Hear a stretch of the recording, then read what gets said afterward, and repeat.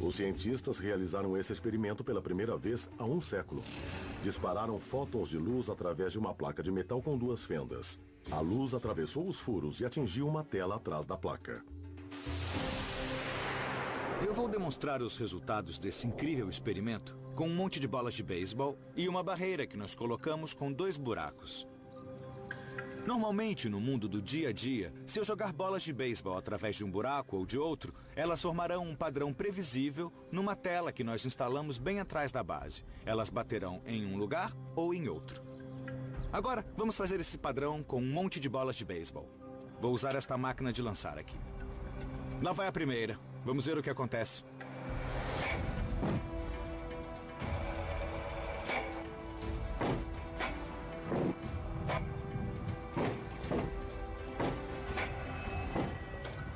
Nós podemos observar que as bolas bateram na tela em 2 montes distintos.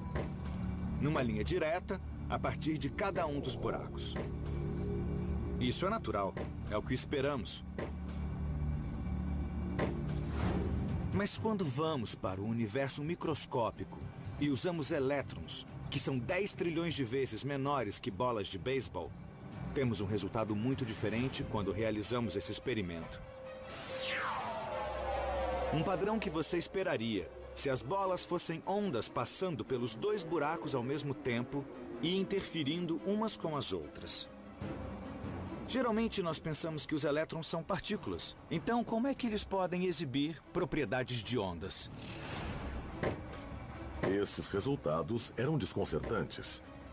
O elétron era uma partícula antes de ser lançado na tela. No entanto, formava um padrão na tela como se esse único elétron tivesse passado pelos 2 buracos ao mesmo tempo.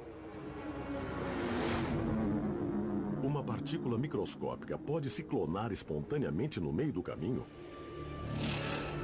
Após anos de estudo, os cientistas ainda não sabem exatamente o que ocorre. Provavelmente, o mais mágico na física quântica é que um objeto pode estar em mais de um lugar ao mesmo tempo. Na verdade, pode sentir as 2 fendas e passar por elas e pela mecânica quântica, sentir a estrutura das 2 fendas no experimento. A maioria dos físicos concorda que a matemática é bem sólida e leva a soluções que são inegáveis e que podem ser confirmadas por medições experimentais. Mas exatamente o que acontece e como ainda é debatido. Para tentar entender esse incrível resultado experimental, os cientistas decidiram observar como os elétrons individuais se comportavam quando passavam pela fenda dupla. Exatamente como uma partícula podia passar pelos 2 buracos ao mesmo tempo.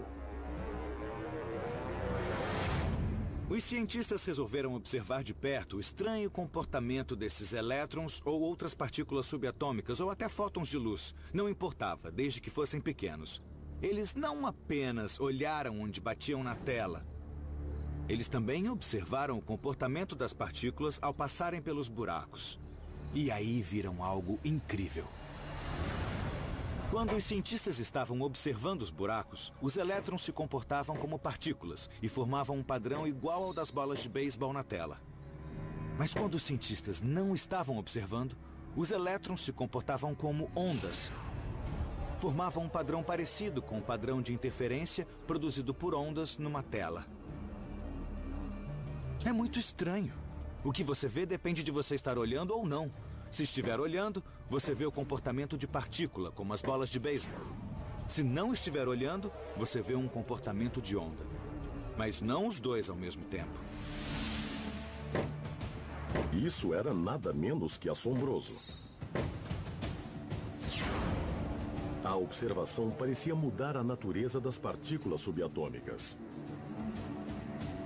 Misteriosamente, quando não estamos olhando, as coisas são ondas. Quando estamos olhando, elas parecem partículas. Então, até um elétron que parece uma partícula tem propriedades de onda quando não estamos olhando.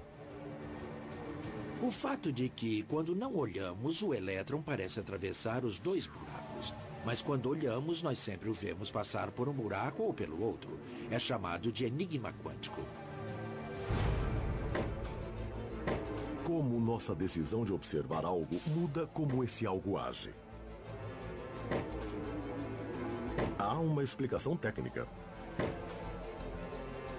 Para fazer uma observação, você precisa interagir com o sistema. Por exemplo, você precisa lançar luz nele, e a luz repercute e você a observa.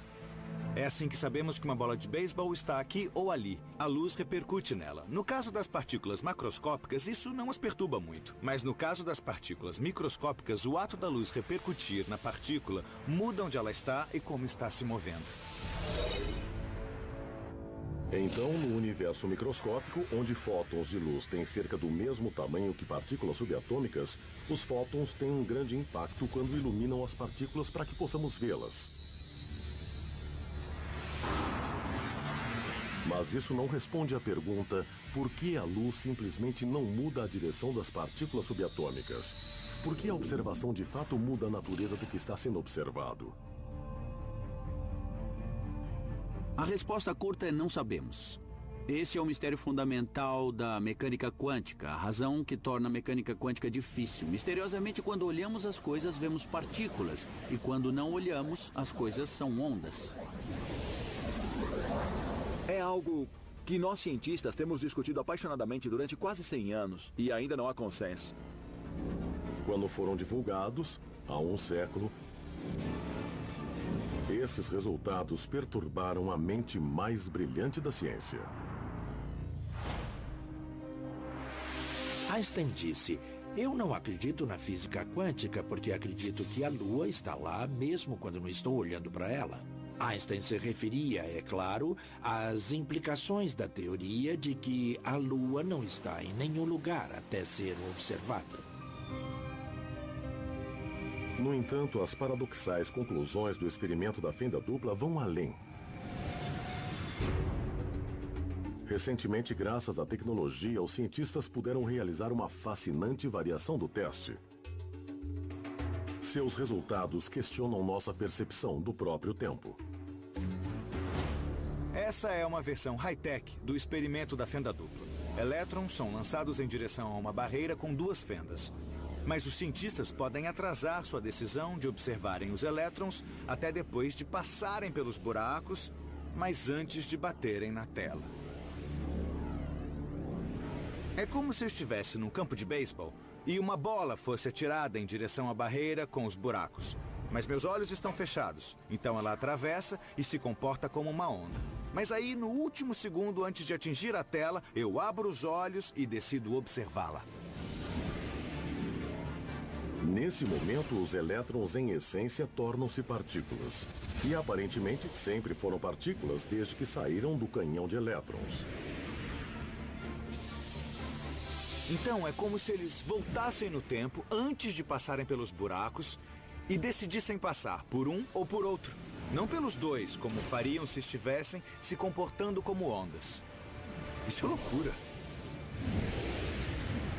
Esse é o enigma. O que nossa escolha do que experimentar fazer determina o estado anterior do elétron. De um jeito ou de outro, nós tivemos uma influência nele, o que parece viagem no tempo.